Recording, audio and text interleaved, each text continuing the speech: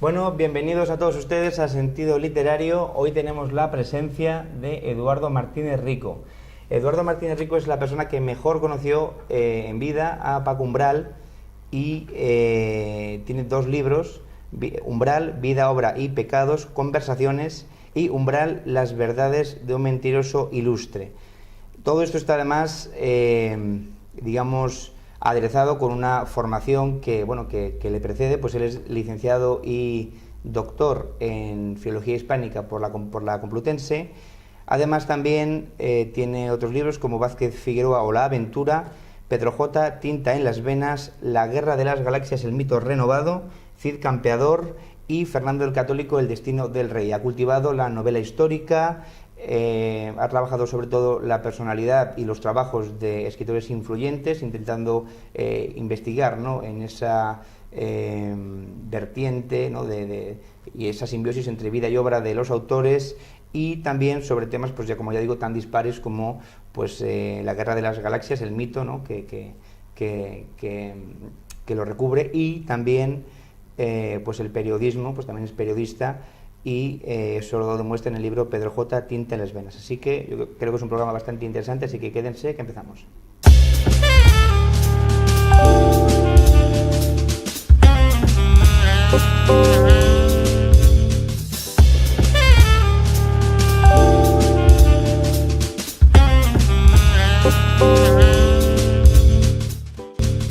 Bueno, pues ya estamos aquí con Eduardo Martínez Rico y el primer libro es Umbral, Vida, Obra y Pecados, Conversaciones, publicado por la editorial Foca. Eduardo, ¿qué tal? ¿Cómo estás? Muy bien, muchas gracias por invitarme. Eduardo, ¿cómo conociste a Paco Umbral?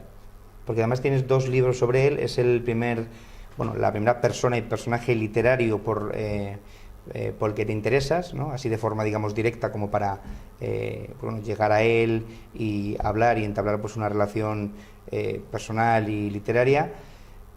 ¿Por qué? ¿Por qué te llama la atención Paco Umbral? ¿Por tu vertiente también periodística o sus textos? Sobre todo por mi vertiente literaria y por su vertiente literaria, porque a mí me interesaba mucho más de él sus textos literarios que sus textos periodísticos. De hecho, yo le descubrí por una antología que hizo Miguel García Posada en Espasacal, pero muy interesante, de sus textos de la memoria, y ahí había mucho lirismo, ¿no? El lirismo, por ejemplo, de Mortadelo y Rosa, que es una preciosidad, estaba en esa antología. Y después de esa antología yo leí, por ejemplo, Mortadelo y Rosa, precisamente. Entonces leía también sus artículos en El Mundo y me interesaban, pero me interesaba mucho más ese Umbral que era poeta en prosa y que tenía una delicadeza, digamos, y una sensibilidad que yo no veía tanto en los artículos, donde él era mucho más duro. Se acercaba mucho, digo, a la prosa lírica, ¿verdad? Porque, por ejemplo, en Leyenda del César Visionario, creo que yo creo que es donde más expresa pues esa faceta literaria, porque sobre todo, bueno, ahí están reflejadas sus frases cortas, ¿no?, como el despacho olía a merienda y a pistola, ¿no? Es un poco, ¿no?, esa especie de lirismo que tú decías, ¿no? ¿Cuál crees que es su mejor libro? ¿Mortadelo y Rosa, como la gente cree que es? Es difícil decirlo, ¿no? El que pasa por ser su mejor libro es Mortadelo y Rosa, y a mí Mortadelo y Rosa me gusta muchísimo, pero tiene otros muy buenos diferentes. Lo que pasa es que son diferentes.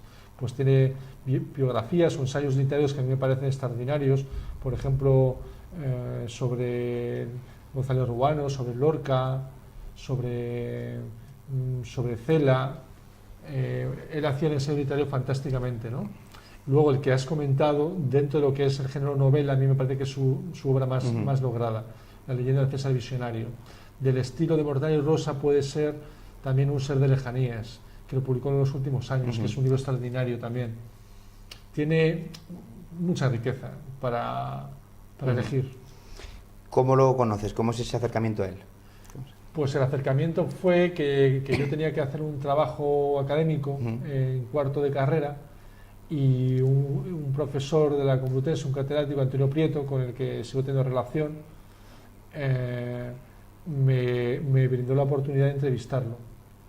Entonces mi trabajo iba a ser sobre Cela y sobre Umbral. Al final lo hice solo sobre Umbral. Entonces fui a entrevistarle a su casa, a la Dacha, Ujú. y tuvimos una entrevista larga, no sé, de hora y media, y con eso y con mis lecturas era un trabajo sobre el diccionario de literatura y sobre las palabras de la tribu, que son 2 ensayos suyos sobre literatura Ujú. del siglo XX, y con eso hice un artículo largo y me lo publicaron en Diquenda, en la revista de la facultad. ¿Cuál fue tu primera impresión cuando hablaste con él? ¿Era lo que te habías imaginado, lo que aparecía en la tele? ¿Es realmente verdad que él es un personaje literario, que era una impostura, realmente era así? ¿Cuál es tu sensación? Mi primera impresión es que era muy alto. Ah, que era muy alto, sí. Sí, que se levantó de la mesa camilla donde él escribía y que salen todas las fotos, Sí. se levantó para darme la mano y yo me di cuenta de que era mucho De que era más muy alto que alto. esperaba. Bueno, en realidad era tan alto como yo porque medimos más o menos lo mismo, Sí. pero quizá porque no lo esperaba me pareció muy alto. Ujú. Y además Umbral era muy alto por una parte, pero además era muy alto para su generación. Para su generación, claro. Que él es del 32. Sí. Nació en el 32. Y luego me impresionó porque conmigo aquel día fue muy cordial y lo pasé muy bien. Y me regaló un libro, me regaló Sí. el Diario Político Sentimental, que me hizo muchísima ilusión, que Ujú. además es un libro muy bueno también, por cierto, Ujú. puedo decirlo. Entonces aquel día fue muy redondo. Y de esa conversación, o de ese trabajo, ¿no?, empieza la redacción de este primer libro, ¿no? Umbral, vida, obra y pecados, conversaciones. ¿Qué es lo que tiene de novedoso este libro? Son conversaciones con Umbral y opiniones que él expresa que no ha comentado quizás en otras entrevistas. Bueno, lo novedoso por una parte a mí me parece sobre todo que es la amplitud, ¿no? Ujú. Es un libro muy amplio, tiene más de 400 páginas, entonces yo me vacié prácticamente, vacié mi curiosidad Ujú. hacia Umbral, ¿no? Le pregunté de todo, Ujú. porque además este libro nacía también, que empezamos a quedar mucho y yo me di cuenta de que lo que estábamos haciendo podíamos hacerlo en el libro y que quedara, ¿no? Y que fuera un libro. Y entonces Claro. pues había antes y ya no hubo después otros libros más breves de este estilo, que están bien hechos. Uno de Ángel Antonio Herrera, por ejemplo, Ujú. que fue el anterior. Pero yo creo que y por tener una tesis doctoral detrás, que yo ya estaba haciendo mi tesis doctoral ¿Qué es sobre? sobre él, Sobre él. Umbral, claro, entonces yo estaba muy preparado para hacer el libro de conversaciones, porque había estudiado mucho, había leído mucho a él y lo que él leía. O sea que a partir, digamos, de ese trabajo él accede a que se convierta en un libro y empezáis a quedar, o fueron primero unos encuentros de quedábamos amigos antes, y después ya quedábamos antes. en el Café Gijón, ¿no?, que es un sitio además donde Bueno, te el gusta. Café Gijón... Yo por te aquella conocí en el época Café iba Gijón. poco. Sí, Yo te es conocí en el verdad. Café Gijón. Café Gijón por aquella época él iba poco. Que yo sepa, por lo menos conmigo Sí. fue alguna vez, pero muy poco. Sí. Pero a él le divertía mucho Madrid. Y entonces nos íbamos en mi coche a Madrid, al Círculo de Bellas Artes, por ejemplo, Ujú. y nos tomamos algo, charlamos mucho de literatura.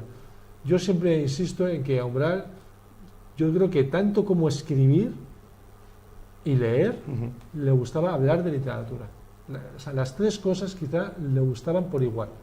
O en cualquier caso, muchísimo las 3. Además él había leído muchísimo, ¿no? Decía que hasta demasiado porque se había dejado la vista, ¿no?, leyendo, Sí, de hecho tenía un ojo que él decía que lo tenía muy mal. que lo tiene muy mal, ¿no? Y incluso leía unas veces, como no sé si leía tapándose un ojo o muy cerca, tenía un ojo que al leer sufría. Esto es muy bonito. Ah, sí, sí, porque pero a él le gustaba tanto leer que lo pasaba mal, pero no le importaba. que aguantaba ese sufrimiento, ese dolor por el placer que le daba leer. Y luego ya tenía que dejarlo llegar a un punto, claro. Claro. ¿Cuáles son los temas geniales que se tratan en este libro? Por supuesto, de su vida, de su obra y de sus pecados, ¿no? Que no. Bueno, pues, no se sabe cuáles serán pecados el libro está iguales, ¿no? organizado en capítulos y hay uno que está dedicado al sexo, Ujú. hay otro que está dedicado a la política, otro a la literatura. Digamos que yo busqué como los ejes troncales de su vida, Ujú. lo que a lo que él daba más importancia. Él decía además que había que salir a la calle con la mentira por delante, ¿no? Bueno, lo decía en tono en broma, ¿no? Pero que había que vender mentiras, ¿no? ¿Tú crees que realmente muchas de estas cosas eran ciertas o muchas cosas eran, bueno, pues también... Yo no estoy muy de un poco, acuerdo con eso. ¿no? Yo Creo que lo decía eso lo decía de broma, sí. como algo literario. Como algo literario, Pero sí. cuando hablabas con él o cuando escribía, yo creo que él era muy Escribía en serio serio, y ¿no? escribía en serio. Y quería convencer de lo que pensaba. Lo que pensaba. Otra cosa es que le importara más, y eso él lo escribió, más seducir que convencer, porque él era un mago literario, ¿no? Pero yo creo que tanto en sus artículos como en sus libros, bueno, unos más que otros, porque unos pueden ser más literarios, otros más ensayísticos, ¿no? Yo creo que él quería, hombre, en una novela pues a la ficción jugará, ¿no? Claro. Pero yo creo que él en eso era serio, vamos. Era serio. Que lo de la mentira le parecería muy literario. De hecho, nuestro siguiente libro Sí. fue Las verdades de un mentiroso ilustre. Sí. Claro. ¿Cuál es el tema o la parte que crees que más interesará al lector, lo que más impactará? Hombre, yo puedo hablar, por ejemplo, cuando saqué este libro, a mis primos lo que más les llamó la atención, como que te puedes esperar, es el capítulo del sexo. Ah, claro. Porque cuenta cosas muy picantes, digamos, Claro. muy... A ti también te llamó la atención, ¿no? Cuando hablabas con él, imagino. No, ¿No? yo cuando hice ese capítulo pensé que a mí me daba pena, por decir, joder, la gente se va a ir a este capítulo y va a descuidar otros que yo creo que son más importantes. Claro. El siguiente es Umbral, las verdades de un mentiroso ilustre, como tú has dicho. ¿Cómo surgió la idea de este libro? ¿Es una continuación del primero o es una cosa distinta? Bueno, pues después de cuando acabé mi tesis, yo se la llevé. Quedé con él y le di la tesis porque pensé que debía tenerla. Y al leer o al revisar la tesis me dijo, tenemos que hacer otro libro. ¿Lo harías? Y entonces la anécdota primera era esta, de la mentira, de la verdad, y luego también algo que le había impresionado mucho en Sartre. Él leía Sartre y Sartre decía que había que escribir contra uno mismo, que llegado a una edad había que escribir contra uno mismo, que lo estaba haciendo, que quería hacerlo. Entonces él quería que yo, digamos, le atacara o le pusiera delante motivos para que él hiciera autocrítica, ¿no? Para que él fuera contra sí mismo. Y me acuerdo que empezamos el primer capítulo, que está todavía ahí, y en cierto modo fue un desastre, porque él no hacía esa autocrítica. Decía que... Te lo pedía, pero luego te decía que no le quedaba que lo natural en el hombre era defenderse, y que él se defendía. Y luego ya fuimos tocando después otros temas en ese libro. O sea, nos fuimos de ese primer Pero también tema. son conversaciones. Sí, son conversaciones. Lo que pasa es que este libro yo creo que es más literario. Yo en aquel momento no me documenté nada para hacerlo, porque ya pensaba que sabía dar suficiente sobre Umbral, y en cambio en aquella época leí mucha poesía. Mucha poesía. Entonces el libro yo creo que es lírico, poético. Este es más periodístico, ¿verdad? Sí. Más pregunta-respuesta, ¿no? Claro. El siguiente es Alberto Vázquez Figueroa o La aventura. Bueno, aquí se ve en esta continuidad, ¿no?, que te gusta pues investigar, ¿no?, sobre la vida de escritores que han cultivado ellos mismos un personaje literario y que además pues han tenido unas vidas muy interesantes, ¿no?, y literarias y románticas también, ¿no? Él, por ejemplo, pues ha sido corresponsal de guerra y bueno, se ha recorrido medio mundo, ¿no? Es famoso por el libro de El Tuareg, creo que fue, ¿no? Cuando dio el pelotazo, podríamos decir, ¿no?, que empezó a vender muchísimos libros. Creo que se hizo hasta una película, ¿no? Y también, bueno, pues es amigo tuyo, lo conoces bastante y también, pues bueno. Y me ha ayudado mucho, me ha enseñado mucho. Luego hablaremos de qué es lo que te ha enseñado también, claro. ¿Cuál es el motivo del libro? ¿También lo conoces de la misma manera? El motivo es que yo leo mucho sus libros, sus novelas, y de repente me apetece hacer un ensayo sobre ellas. Y de ahí nace esta antología. Es un ensayo, esto ya no es una entrevista. Bueno, es un ensayo en parte, es una antología de textos de sus novelas, es una selección de las mejores páginas de su obra. Lo que te llama la atención de él también, o de su vida, es pues lo que he dicho antes, ¿no?, el recorrido de ese personaje que él mismo se crea, ¿no? Le pasa un poco como a Dragó también, ¿no? Él mismo se hace un personaje literario, ¿no? Bueno, Dragó cultiva más lo que él mismo dice que es la literatura egográfica, pero bueno, en este caso él crea novelas a partir de su experiencia, ¿no?, que no tienen que ver con él mismo, pero sí con lo que ha vivido, ¿no? En el caso de Vázquez Figueroa no es así, porque él dice que para escribir una buena novela hay que olvidarse de uno mismo. Sí, pero bueno, todos los temas que él toca, del desierto, de la jungla, de la selva, y esos términos que él usa y lo que conoce, pues la tribu de aquí y la de allá y tal, pues eso obviamente es conocimiento que se ve que ha tenido él de primera mano. Desde luego, sí. Hombre, otra cosa que dices es que hay que escribir solo lo que se conoce. Claro. Pero es compatible, vamos. Sí, no, es compatible, claro. De hecho, pues Tuareg tuareg, que él conoce mucho a los tuaregs porque vivió con ellos de niño, pues es un personaje que no es él en absoluto. No es una persona que no se parece a él. Es una persona hay algo como de volitivo ahí, ¿no? Pero digamos, eso sí que estoy de acuerdo contigo, y es importante, sus novelas quizás sean autobiográficas en el sentido del ámbito, del escenario, del mundo que recrean, pero los propios personajes menos. Además a él no le gusta que se identifique su persona, porque dice que eso es una reacción muy típica del lector, identificar con el autor, y él piensa alguno de los personajes, y él piensa precisamente que en una novela el autor tiene que olvidarse de sí mismo. Claro. Pero efectivamente el mar, el mundo submarino, el desierto, América del Sur, lo ha vivido él.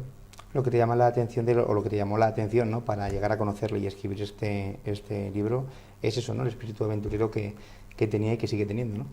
Bueno, me llama la atención muchas cosas de Vázquez Figueroa. Me acuerdo que yo lo conocí por una circunstancia muy especial, y es que él publicó Tuareg, Los ojos del Tuareg, la segunda parte de Tuareg, y yo compré el libro. Y me gustó mucho, me impresionó. Además, tampoco entiendo muy bien por qué me impresiona tanto, porque esta segunda parte yo creo que es inferior a Tuareg, a la primera. Sí. Pero el caso es que me impresionó mucho. Y entonces se me ocurrió, la soñé de alguna manera, escribir una carta a Vázquez Figueroa, y la escribí, pero sin ánimo de mandarla. Y luego decidí mandarla. Y como no sabía su dirección, puse Alberto Vázquez Figueroa, Lanzarote. Y llegó. Y él me contestó con un tarjetón, con sus teléfonos, y le llamé. Y quedamos para vernos algún día, y efectivamente nos vimos, y ahí empezó nuestra relación. Claro. ¿Por qué recomendarías este libro, y a quién lo recomendarías? ¿A gente que ya conoce su obra, o también vale para gente que, pues, que antes de meterse en su obra con esos libros, pues prefiere saber algo más de su vida? Yo creo que para los dos tipos de persona vale, porque el que ha leído su obra tiene un conocimiento muy disperso, se la ha podido olvidar, etcétera, entonces puede disfrutar, puede hacer una recapitulación, ¿no?, claro, para disfrutar de su obra. Y el que no lo conoce se puede hacer una idea buena de lo que es. Claro. El siguiente, Eduardo, es Pedro J., Tinta en las venas, que es un libro mucho más periodístico, y que, bueno, tú has escrito, creo que no lo hemos comentado antes, pero has escrito en varios periódicos un montón de artículos, y bueno, en tus textos, que yo he leído bastantes veces, pues hay esa mezcla de lirismo también, de literatura y de pues eso, estilo periodístico, pero yo diría que sobre todo literario. Pero bueno, también te interesa el periodismo, escribir en artículos, y la tercera persona a la que sigues y a la que conoces y que te interesa es Pedro J. Ramírez, cuando era director del Mundo. Sí. ¿Qué es lo que te lleva a conocerlo también? Porque, claro, luego ya comentaremos, porque aquí hay un cambio de tercio, porque esta ya es la última persona. Luego ya después todos los libros, ¿no?, son distintos, es novela histórica, ¿no? Y novela que tiene que ver, bueno, y novela sobre un tema cinematográfico. Pero aquí haces un cambio de tercio, cambias de escritores a periodistas, y sobre todo a alguien tan conocido como Pedro Yo J. debo decir algo que creo que, bueno, para mí es interesante, ¿no? Yo siempre he estado más enfocado hacia la literatura, aunque en la carrera ya me decían que mi estilo era muy periodístico. Sí. Pero a mí me gusta más la literatura, y yo sobre todo he leído libros más que artículos. Pero precisamente Umbral me animó, cuando teníamos relación, que escribiera artículos, que escribiera periodismo por una cuestión práctica de ganarse un dinero, ¿no? Y por eso empecé a escribir artículos. Otra cosa es que al cabo del tiempo yo le he cogido mucho gusto. Ahora en estos momentos, por ejemplo, escribo para el Norte de Castilla, Sí. y artículos largos, tribunas, y disfruto mucho con ellas. Más que escribiendo que Bueno, en un libro, es que trabajando en un libro. Bueno, estoy trabajando en un libro, claro. No, es que me lo tomo como algo literario, en realidad. Sí. Algo literario, Bueno, es que son muy literarios sale también. en el periódico. Se nota, yo creo, también cuando uno lee un artículo si la persona que lo escribe es puramente periodista o tiene una formación literaria. Yo creo que en tu caso, vamos, se ve, ¿no?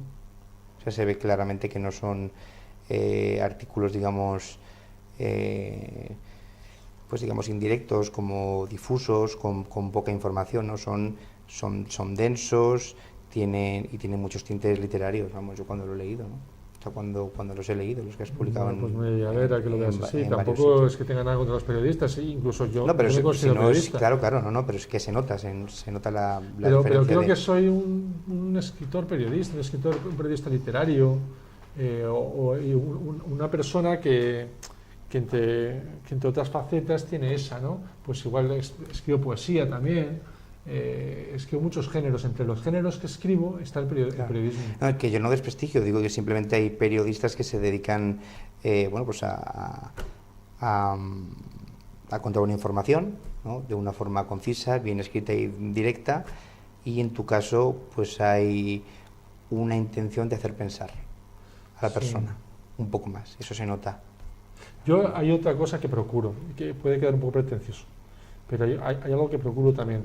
Procuro, cuando escribo artículos, que se puedan leer en el futuro, o sea, que pervivan. Sí, que no es algo de usar y tirar como fast food, ¿no? Claro, o sea, que sea algo que dure. Claro, pues que dentro de unos años se puedan leer, o dentro de incluso de muchos años. A mí me gustaría, hace unos años leí, por ejemplo, y puede quedar un poco pretencioso también, pero voy a decirlo, los clásicos latinos, y me di cuenta de que los clásicos latinos escribían sobre lo esencial, o sea, sobre lo permanente. Uh-huh.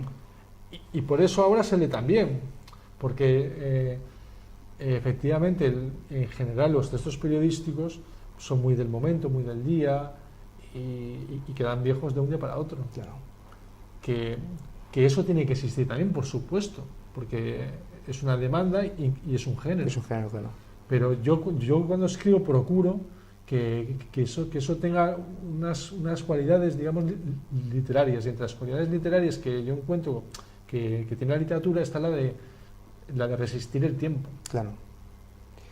Pues ya se nos ha ido el santo al cielo porque íbamos a hablar de Pedro J. Tinta en las venas, pero eso será después de publicidad, así que no se vayan, que venimos enseguida.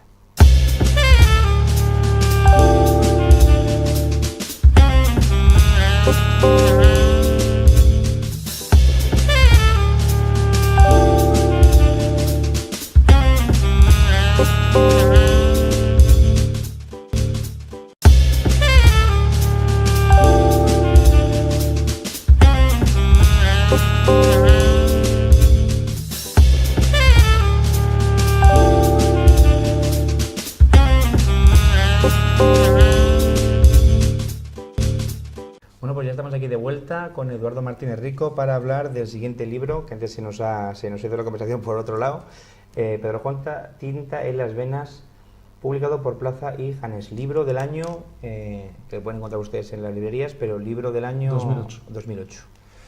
Digo esto porque todavía Pedro J. estaba, pues eso, era director del Mundo. ¿Cómo llegas a conocerlo y por qué te interesas en hacer un libro sobre él? Me interesó porque es un personaje muy interesante, desde luego muy interesante para todos. De hecho, cuando hice el libro, mucha gente de mi entorno, amigos, familiares, mostraron mucho interés por este libro, mucho más por otros que yo había escrito. Había una atención especial que no se daba con otros temas, ¿no? Quizá por ser un periodista famoso. Claro, más polémico. Claro, porque Pedro J. está de permanente actualidad, está siempre de actualidad. De hecho, estaba de actualidad todos los años que estuvo dirigiendo El Mundo, pero ahora que está montando otro periódico, El Español, digital, pues sigue estando de actualidad. Vamos, se sigue hablando de él, etcétera. Saca algún libro, ha sacado hace algún tiempo un libro de artículos, y tiene protagonismo siempre, ¿no? Él te invitó, ¿no?, a conocer el periódico, la redacción, estuviste allí, tuviste conversaciones con él, ¿no? Y escribiste este libro que, bueno, en parte es literario y en parte es periodístico, ¿no? ¿Qué tanto hay de cada cosa? Bueno, el editor David Trías, cuando lo terminé, me dijo que había encontrado la novela de Pedro J. La novela, creo yo, ¿no? En el sentido, porque yo quiero ser veraz, ¿no? Quise ser en ese sentido muy periodista, ¿no? Si hay ficción, yo no quise ponerla, y si la hay, es en la forma en que está escrito, ¿no? Efectivamente, ¿no? En ese sentido sí que es novela, sí que es una narrativa. Yo jugué mucho con Ciudadano Kane. Ciudadano Kane es una de las películas favoritas de Pedro J. Ahora no recuerdo si es la favorita o de las favoritas. Y entonces yo quise jugar para darle forma a mi libro con esa estructura, ¿no? Con la estructura de unos periodistas que cuando muere el Ciudadano Kane se preguntan quién fue Charles Foster Kane y investigan y dan un resultado, ¿no? Claro. De hecho, la película es el verdadero resultado de quién fue Charles Foster Kane, no un programa frío, ¿no? Y yo quise hacer algo parecido a eso, ¿no? Eso por una parte. Y luego, pues, el ejemplo claro, que ahora está siendo muy reivindicado, y yo veo que hay mucha gente que lo hace, de Truman Capote, La sangre fría, con la non-fiction novel, ¿no? En mi caso cogí ese género mucho ese género de la non-fiction novel para hacer una novela de no ficción, es decir, todo lo que cuento es verdad, o por lo menos así lo viví yo y así lo quise decir yo, o sea, con un espíritu de veracidad, pero está contado narrativamente, ¿no? Aunque detrás hay muchísimas entrevistas, hice entrevistas a Pedro J, muchísimas, sí. Hay entrevistas a periodistas del periódico, a escritores, a mucha gente. O sea, es un libro muy documentado. Claro. Sí, como has dicho antes, se puede decir que es la novela, ¿no? O sea, todo el mundo que quiera conocer un poco más quién es y quién fue, ¿no? Al mando del diario, pues recomendamos este libro. El siguiente, Eduardo, llama la atención bastante, porque aunque es un tema muy conocido para todo el mundo, bueno, pues aquí ya te alejas de esa búsqueda de autores, de periodistas, para adentrarte en su vida, y hablas de La Guerra de las Galaxias, un mito renovado, y me dejas absolutamente fuera de combate porque no lo entiendo. Mucha gente sí. me dejé fuera de combate. Sí, explícanos un poco el libro. Sí. No, pero aquí hay que explicar una cosa también. Vamos a ver, mientras yo fuera de combate en el buen sentido. Mientras yo escribía esto, sí. Iba escribiendo esto. Ah, sí. Claro. Y entonces esto salió cuando le tocó salir, digamos, o cuando pudo salir. Sí. Pero mientras escribía esto, yo iba escribiendo esto. De hecho, hay otros que he escrito y que van a salir o están esperando a salir. El mito renovado es porque se publicó cuando salían las nuevas películas, no tiene nada que ver. El mito renovado es muy interesante, el título. Porque, a ti te gusta La Guerra de las Galaxias, ¿no? Eso queda claro, ¿no? Me encanta, si no lo hubiera hecho. Desde luego, con este libro, digamos que para mí es un homenaje a mi infancia, por supuesto a George Lucas, a las películas. Desde muy niño yo las disfruté muchísimo y las he seguido disfrutando hasta ahora. Tú eres del 76, sí, que estaban muy de moda en aquella época cuando tú eras pequeño. Bueno, claro. Ahora, si no me falla la memoria, la primera yo creo que es del 77. No lo sé, no tengo ni idea, pero creo que sí, si no me falla la memoria. Y yo nací en el 76. ¿Cuál es el tema del libro? ¿Es un estudio acerca de La Guerra de las Galaxias o un ensayo? Sí, es un ensayo, pero iba a decir por qué el título.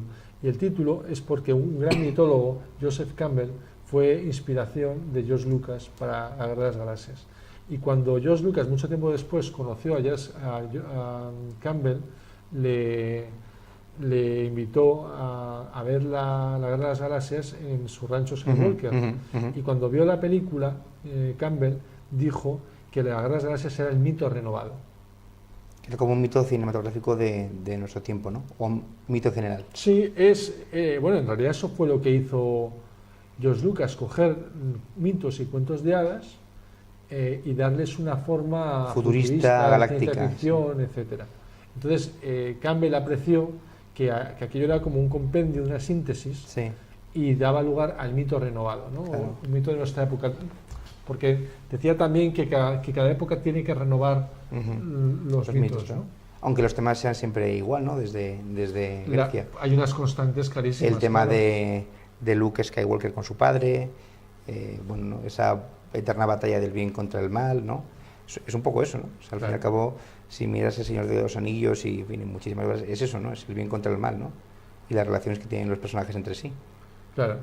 ¿A ti fue por eso por lo que te llamó la atención? O bueno, yo imagino Bueno, que empezaría como una pasión infantil, ¿no? Como una pasión infantil. A mí lo que me llamó mucho la atención es que cuando era niño me interesaban unas cosas porque las veía, ¿no? Es como un cuadro de repente que a medida que va pasando el tiempo vas profundizando y vas viendo unas cosas y no otras, ¿no? Pues con la Guerra de las Galaxias, digamos que se fue iluminando para mí a medida que fui haciéndome mayor por mis conocimientos, por mi experiencia, por lo que iba sabiendo, ¿no? Claro. Y digamos que este libro es pues es como el culmen, iba a decir, de todo eso, aunque yo creo que voy aprendiendo, porque este libro ya lo publiqué hace 7 años y yo espero saber más que cuando lo escribí, ¿no? Esto que acabas de decir enlaza rápidamente con la frase de Bruno Bettelheim, que está aquí detrás y que dice que la comprensión del sentido de la vida no se adquiere repentinamente a una edad determinada. Este logro es el resultado final de un largo desarrollo, que acabamos de hablar ahora. Me gusta mucho esa frase. Sí. Luis Alberto de Cuenca también, que es otro gran amigo tuyo, dice: la Guerra de las Galaxias es una síntesis admirable de todas las materias mitológicas, también lo que estábamos hablando. Y Agustín Sánchez Vidal dice: lo que aquí se nos ofrece no es solo un sostenido y documentado recorrido por la saga galáctica, un testimonio en primera persona, la respuesta a las incitaciones de Lucas en pos de algunos mitos medulares. Sánchez Vidal me hizo el prólogo y me ayudó mucho con el libro. Con el libro. ¿Salió en qué año? ¿Es el siguiente? Fue muy generoso. ¿Qué libro salió? ¿En qué año? En 2008.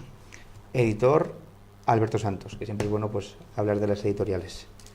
El siguiente, aquella novela... Antes de que pusieras ese, quería mostrar a cámara esa es tu cámara. Que el libro está muy ilustrado. Esto es labor del editor, Hola, sí. de los editores de Alberto Santos. Sí. Y bueno, pues por ejemplo aquí vienen ilustraciones de Flash Gordon. Sí. Vienen ilustraciones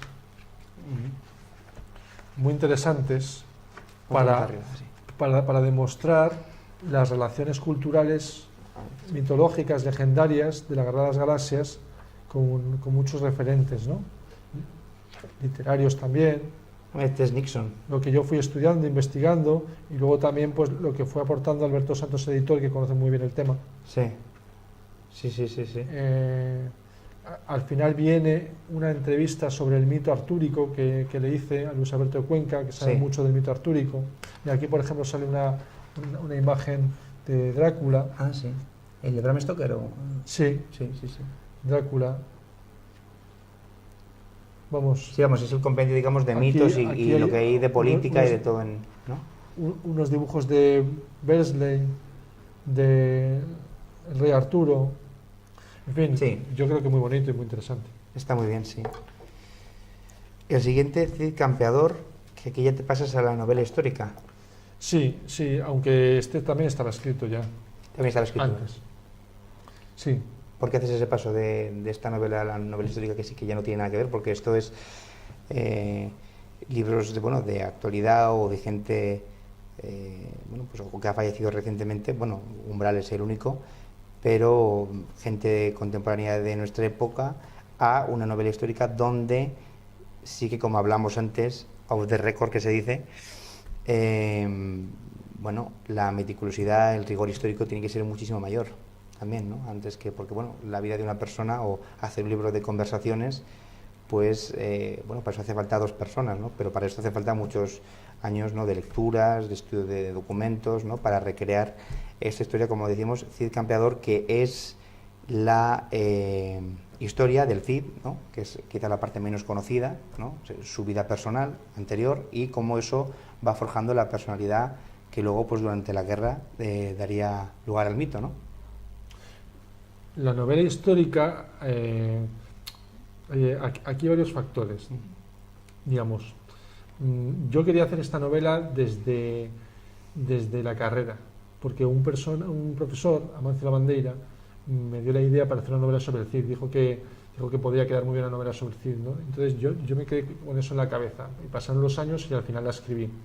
Además, veía que la novela histórica es un género más comercial. Mucho más, sí. Que muchos otros, ¿no? Sí. Y yo había escrito varias novelas antes, pero no habían sido publicadas. Entonces pensé que esto podía ser más comercial y podía tener más salida, y de hecho fue mi primera novela publicada. Claro. Ah, fue la primera. Fue la primera novela publicada. Ah, sí. Sí. Y de hecho la siguiente que he sacado Sí. también es una novela histórica. Claro. Que Es un vamos a género- hablar de esa es porque un además género que le gusta mucho a la gente.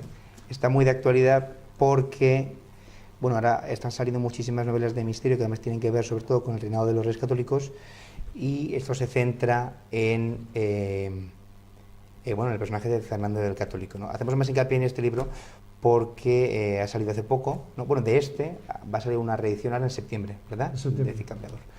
Y este libro pues ha salido ahora, ¿no? Está en todas las librerías. ¿Qué destacarías del libro? Cuéntanos un poco. Yo ya sabes que siempre te hago la misma pregunta, te digo lo mismo, pero bueno, como eres tú el que vienes aquí a exponernos tu obra, pues cuéntanos un poco de... Claro, no, o sea, a mí lo que me dices me resulta muy suficiente para decir algo que creo que puede ser interesante, ¿no? Sobre todo sobre los libros. Pues yo destacaría de este libro algo que destaca el editor, ¿no? Que lo destaca tanto del Cid como de Fernando el Católico, ¿no? Él dice que, aunque también eso queda un poco altisonante, ¿no? Que yo convierto los personajes históricos en legendarios. No es que una cosa sea mejor que otra, pero creo que todos entendemos la diferencia, ¿no? Entonces, en el caso de Fernando el Católico hay una leyenda histórica que se muestra ante su nacimiento, y es que una monja en su convento tiene la visión de que van a hacer un personaje muy importante, ¿no? Incluso tiene unas visiones bastante concretas de lo que va a ser ese personaje, ¿no? Bueno, también se dice que unos cometas o algo parecido, el otro día leí una versión que eran nubes de colores, rodearon el nacimiento de Fernando el Católico. Entonces yo cojo estos elementos y a lo largo de la novela los desarrollo. La monja sale a lo largo del libro, que no se sabe muy bien si está viva, si está muerta, si es un sueño o no, en fin. Que además está basada en una monja que yo conocí en una ocasión, porque cuando escribes como sabes, ¿no?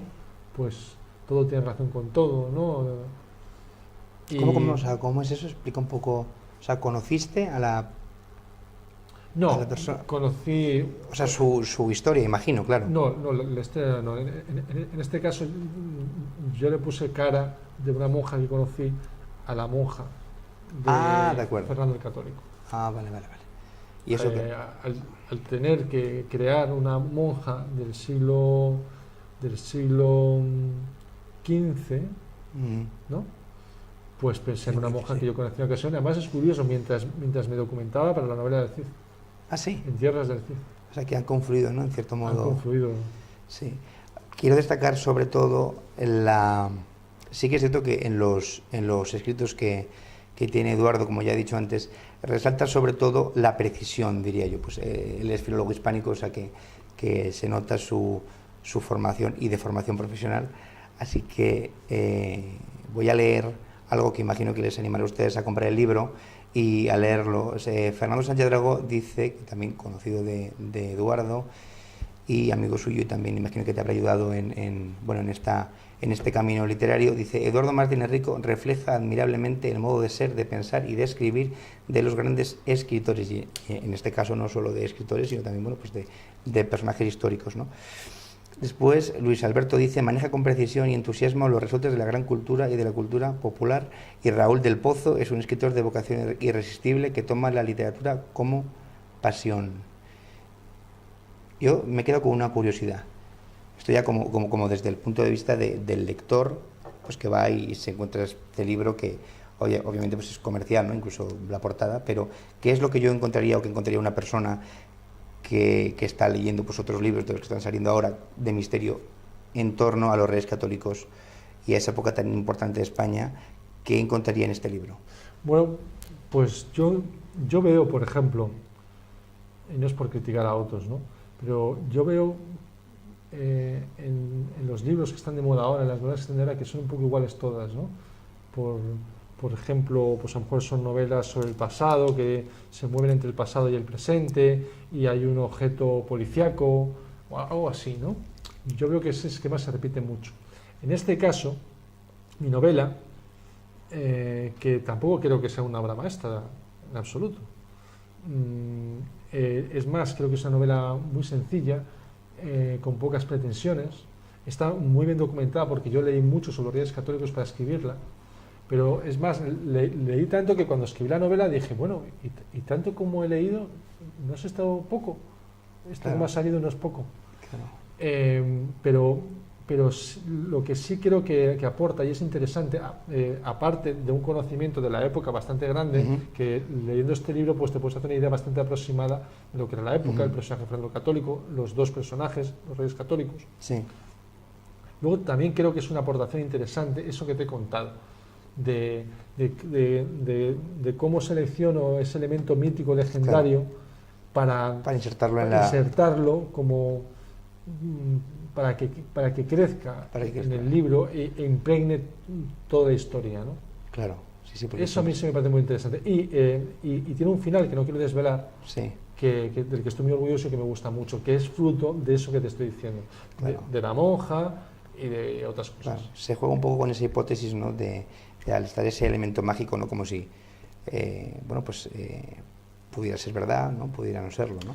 Claro, cosas, o sea, es decir, hay incluso fenómenos de este tipo de predicciones, premoniciones de brujas, chamanes, monjas, lo que sea, que incluso están ante notarios, es decir, de cosas que dijo esta persona, dijo tal cosa y luego ha ocurrido, o milagros como el cojo de Calanda, ¿no? De Miguel Pellicer, en fin, un montón de cosas que son historias que envuelven al mito, que envuelven a la historia del mito y que, bueno, pues que luego cuando se desarrollan siempre dejan al lector con una duda palpable y documentada de que eso podía haber pasado, ¿no? A mí hay una frase que me gusta mucho de Aristóteles en su Poética, y viene a decir, el historiador tiene que decir lo que ha sucedido, pero el poeta debe decir lo que pudo haber ocurrido, ¿no? Y en este caso, un poeta puede ser perfectamente novela histórica, novelista histórico, ¿no? Entonces yo me siento muy identificado con esa frase y desde luego, y aquí viene también lo legendario que ve mi editor Alberto Santos en esta novela, ¿no? Que ocurre algo que puede haber ocurrido de verdad, perfectamente. Sí, que además se desconocen las causas, puede ser casualidad, sí. O causalidad, ¿no? Es muy novelesco, nunca mejor dicho. Estaba pensando en rocambolesco. No, bueno, dejémoslo en novelesco. Es novelesco lo que ocurre, pero podría haber sido verdad. Sí, claro. Eduardo, me gustaría hacer esta entrevista, esta charla, con un tema que estábamos tocando antes, que ha sido espontáneo y que hemos hablado de él a la entrada de aquí a Platón, que es el tema del cambio generacional, ¿no? Que está habiendo de escritores, ¿no? Pues que ya parece que ya se van retirando, algunos por edad, otros porque se van muriendo, otros porque ya parece que ya no tienen el cariño o esa receptividad por parte del público, ¿no? ¿Qué es lo que tú piensas de eso? Porque me has dejado antes con la mosca detrás de la oreja y es un tema al que le daré vueltas, ¿no? Porque algunos autores que han vendido mucho antes, hace 30, 40 años, están empezando a dejar de vender. Y la pregunta es, ¿realmente se lee poco, se vende poco? ¿O realmente también el foco de interés se ha centrado en otros autores y en otros libros? Es posible, vamos, yo tampoco tengo las cifras, ni sé lo que vende gente mayor. Sí. Lo curioso es que estas personas de las que hablan, estos escritores, en general, o algunos de ellos yo los considero mis maestros. Claro, sí. Y me han ayudado mucho y me han enseñado mucho. Pero yo creo que es un ciclo natural. De la vida. Y que lo estoy viendo, y así te dije antes fuera de micrófono, lo estoy viendo pues en los reyes, ¿no? En el rey Juan Carlos, en el príncipe, en política están apareciendo estos nuevos partidos, con Albert Rivera, con Pablo Iglesias, incluso parece que también en el PP, ¿no? En el PSOE también. Y yo creo que en la literatura también se puede estar dando esto, ¿no? Que gente de cierta edad, pues en torno a los 40 años, pues que estén teniendo ahora una buena oportunidad. Claro. A mí me parece lógico también. Y, de hecho, también te decía que me parece que está sucediendo quizá más tarde que antes, porque ahora la gente vive más. Claro, es que la gente vive hasta los 90 y como los de 90 sigan publicando y la gente de 20, 30 no pueda, ¿no? La gente vive más y, como te dije también, yo observo que los escritores conservan muy bien la cabeza hasta edades muy avanzadas. Sí, es verdad, es que hemos hablado antes. ¿Sí? Entonces yo conozco escritores muy mayores que siguen publicando, pero muy mayores. Sí, José Luis Olizola es uno de José los Luis Olizola es uno de ellos, Antonio Prieto, del que antes hablé, creo que lo cité por el tema de Umbral, sigue publicando, acaba de publicar una novela. O sea que un buen método, ¿no? Para evitar el Alzheimer y ¿no? enfermedades neurodegenerativas y de la cabeza, pues, ¿no? Escribir, no solo leer, ¿verdad? Escribir, porque leer hay mucha gente que lee, pero sí que es verdad eso. Claro, no conocemos a todos los escritores, pero yo, escritores, sí que es verdad que sean mayores y que, bueno, han podido dejar de escribir, pero que hayan perdido la cabeza o hayan, me refiero, pues, padecido alguna de estas enfermedades, la verdad es que no. Muy pocos. Muy pocos. Escritores e intelectuales en general. O sea, debe ser gente que trabaja con la cabeza constantemente.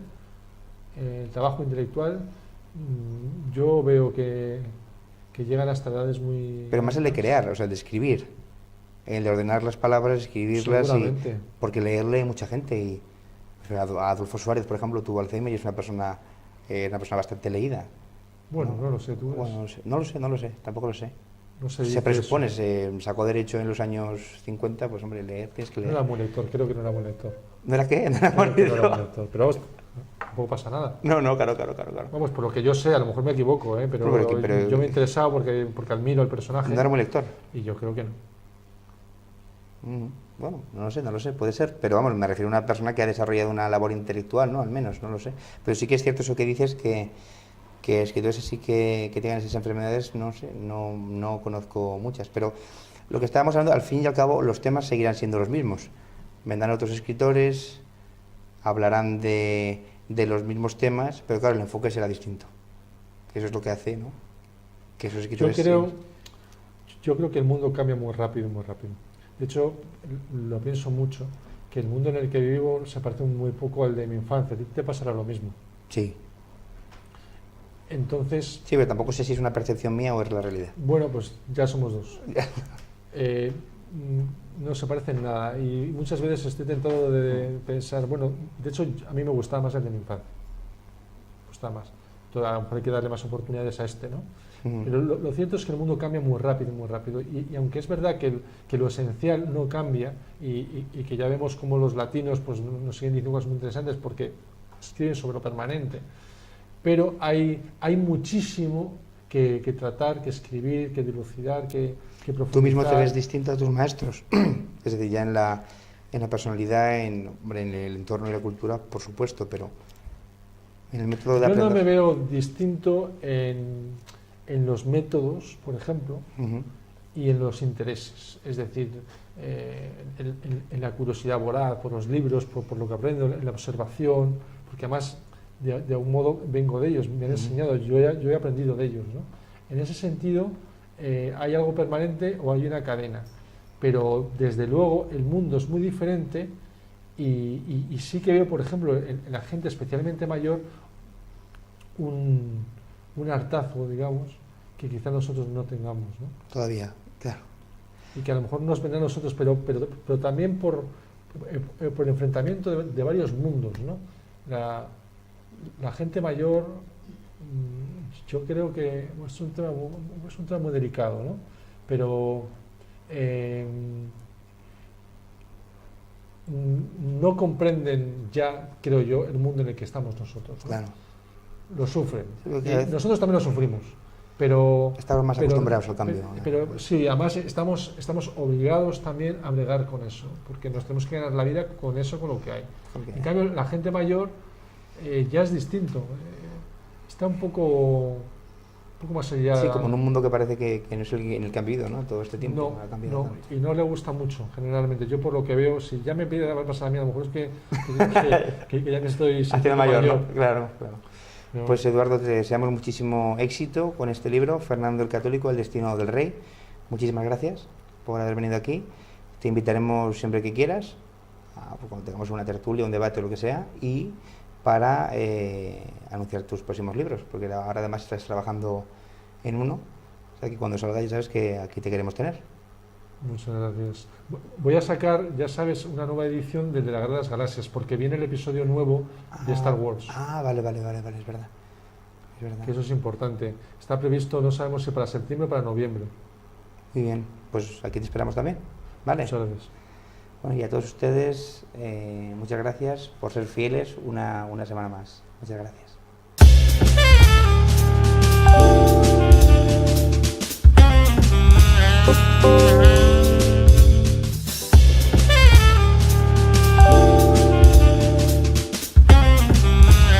Thank you.